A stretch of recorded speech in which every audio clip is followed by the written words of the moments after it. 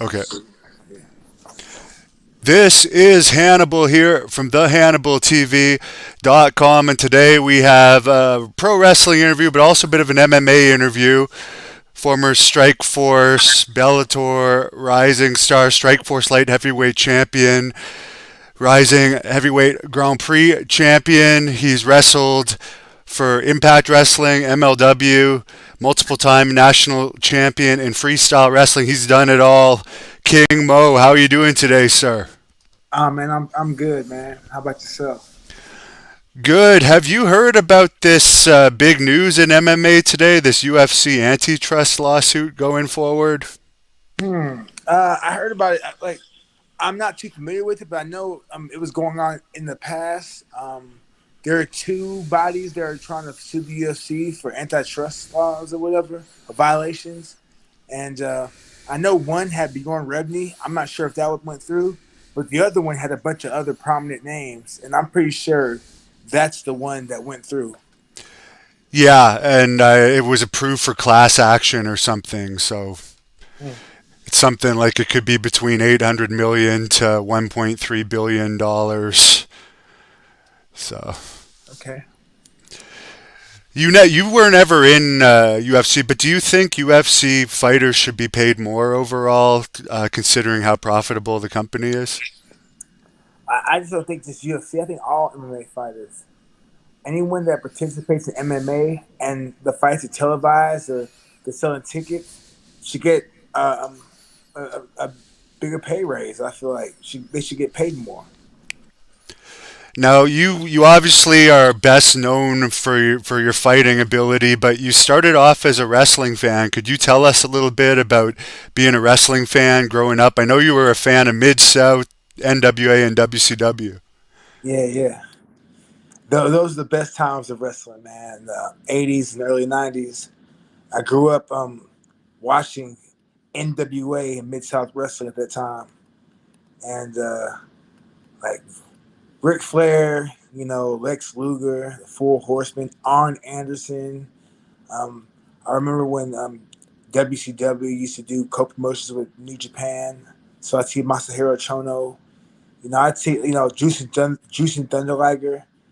I just I love wrestling, man. I still do to this day. Um, I'll catch, I'll keep up with Impact. I watch AEW religiously. I'm a big, huge AEW fan. I watch New Japan when I can catch it. But I'm a big pro wrestling fan myself.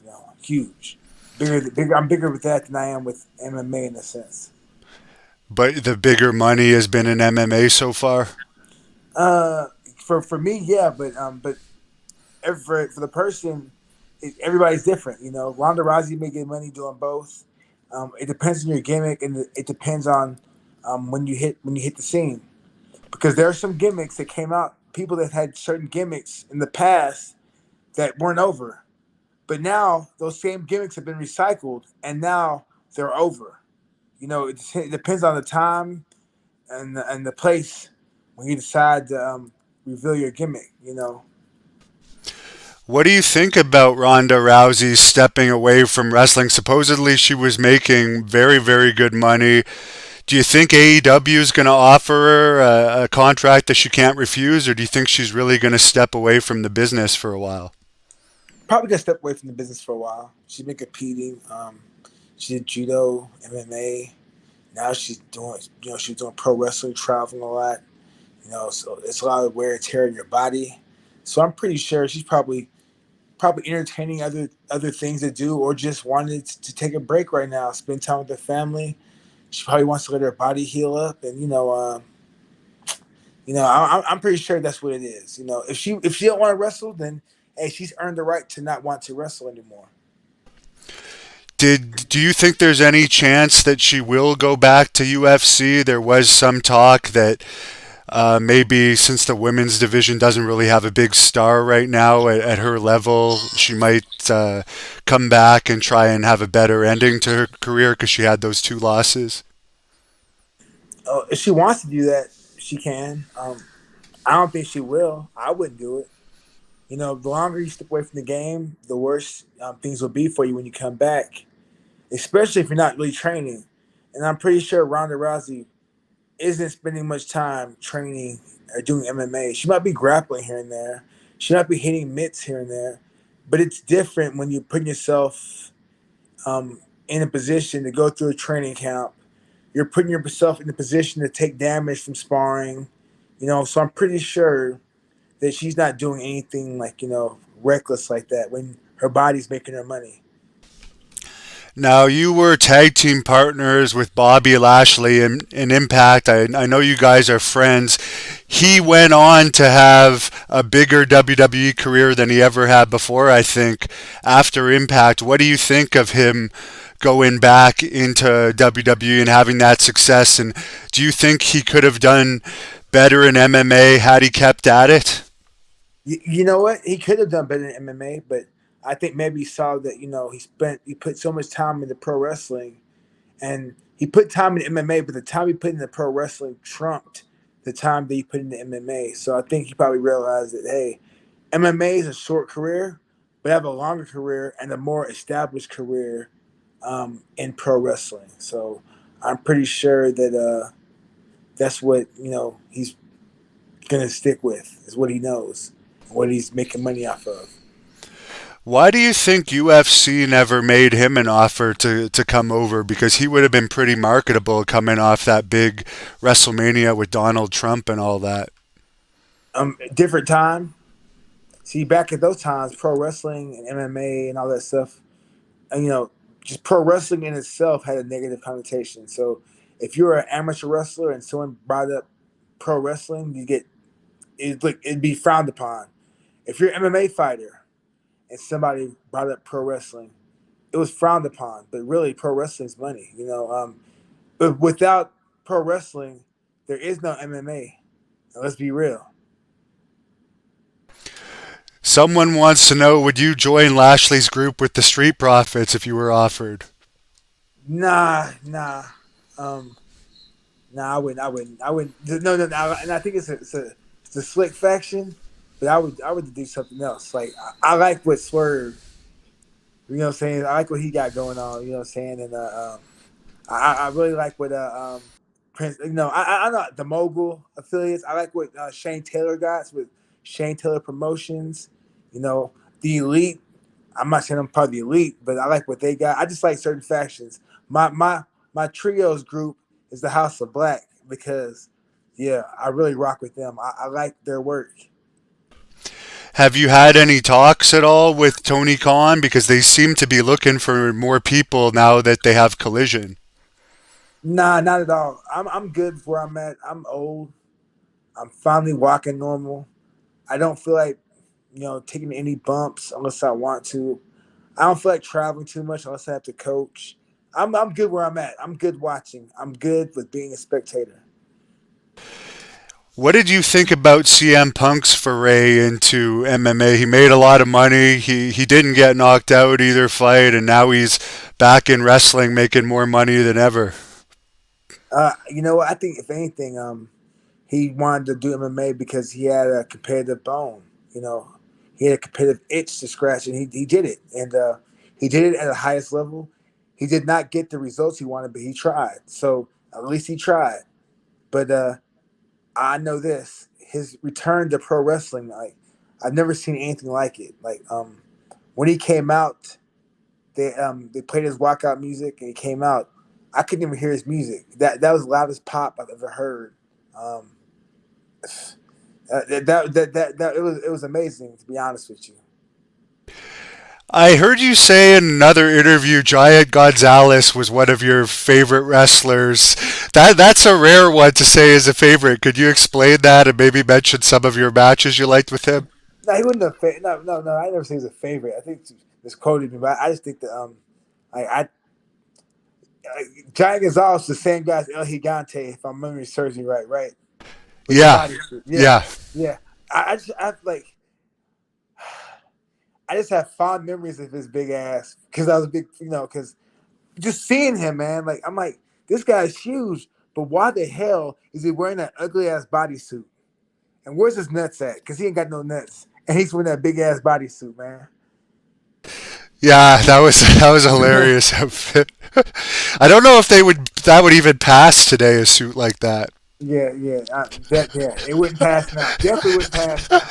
You Now, should wear that if you fight again, MMA, something like that. if I could do anything and come back, I'd come back and do the Alex Wright. I'd come out dressed like Alex Wright with the with leather jacket, Yeah. do a dance, do that dance because that was my dance coming up, man. I used to love this with Alex Wright. Yeah, he was good back in the day, but I guess he was only like 19 years old, so he was bullied quite a bit back then. You know, shout out to Alex Wright, Norman Smiley, and Disco, the Dancing Fools, man.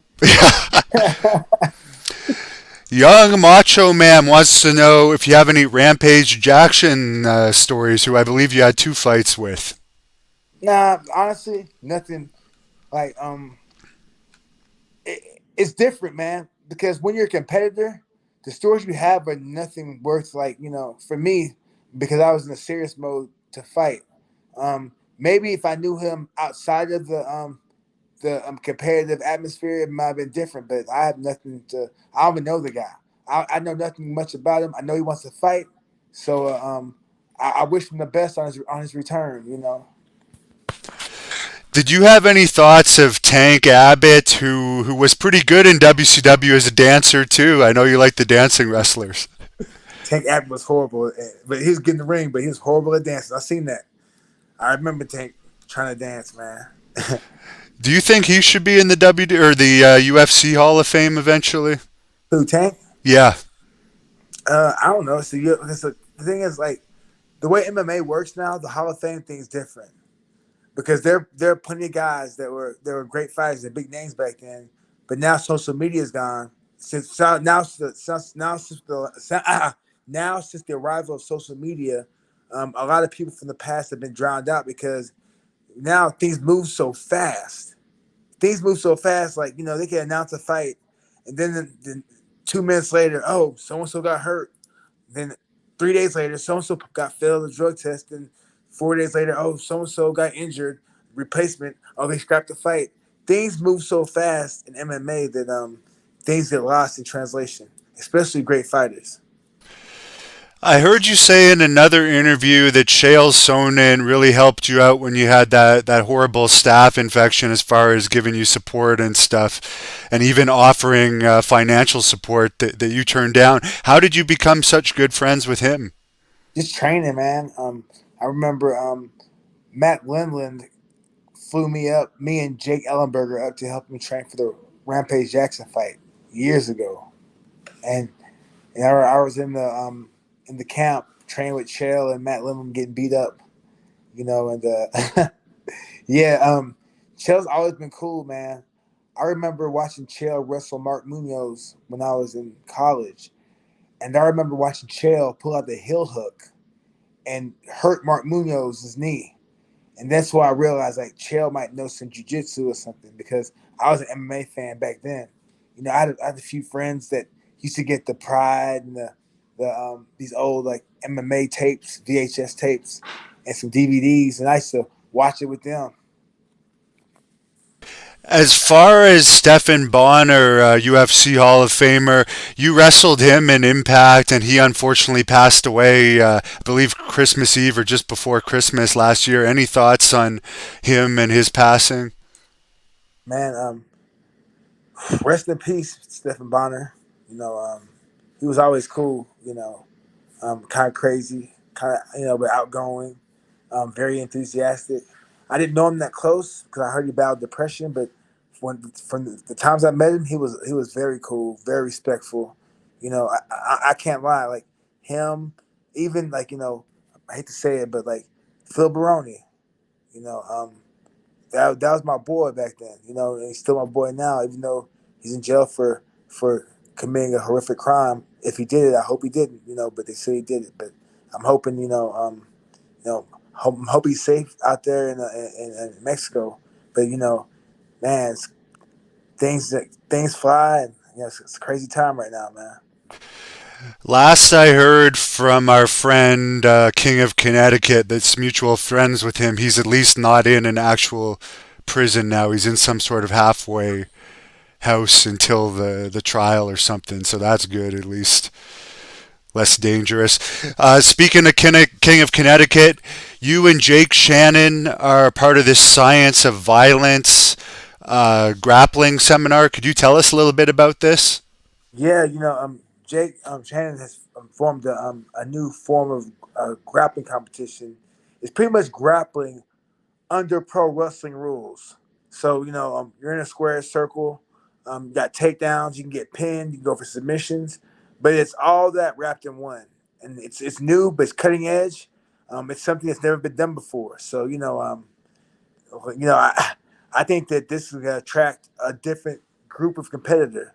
You can see a bunch of collegiate wrestlers. You can see some guys that did freestyle, some jiu-jitsu guys. Granted, the jiu-jitsu guys can't go their back or they get pinned.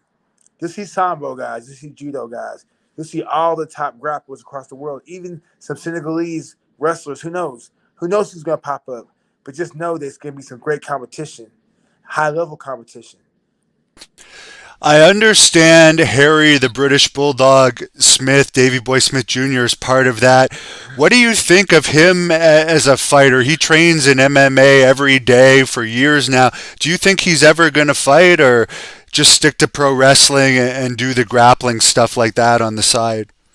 I don't know. I talked to him about fighting when I was in MLW with him, and he was trying to make it happen, but his schedule's kind of hectic, because he's on the indie scene and he gets booked a lot, and he's a big name, big guy.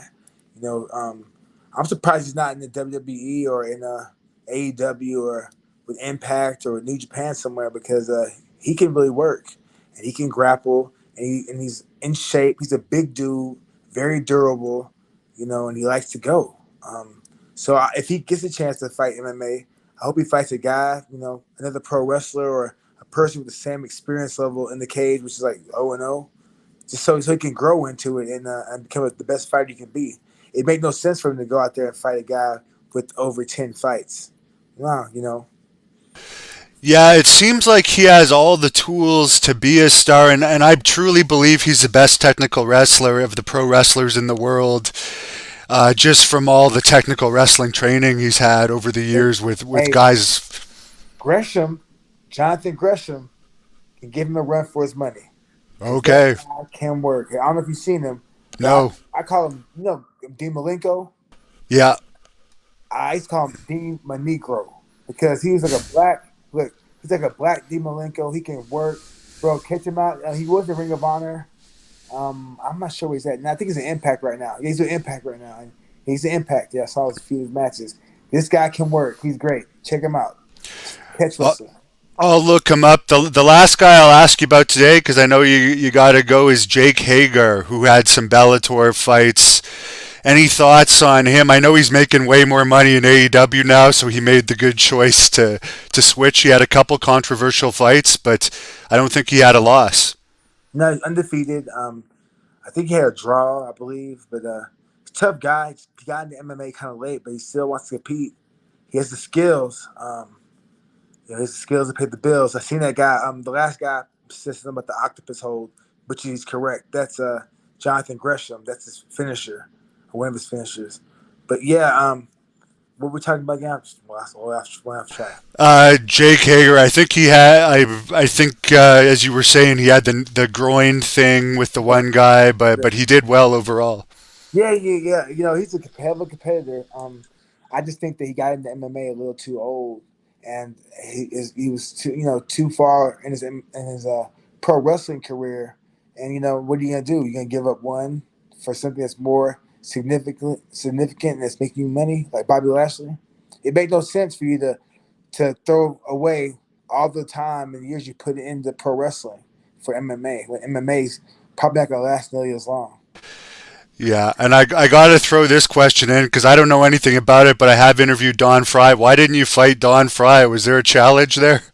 Yeah, we're supposed to fight, but I think the commission didn't okay it, which is okay with me. Like Don Fry was funny as hell in our interview with Inside MMA. On the we shared the screen together and we're talking trash.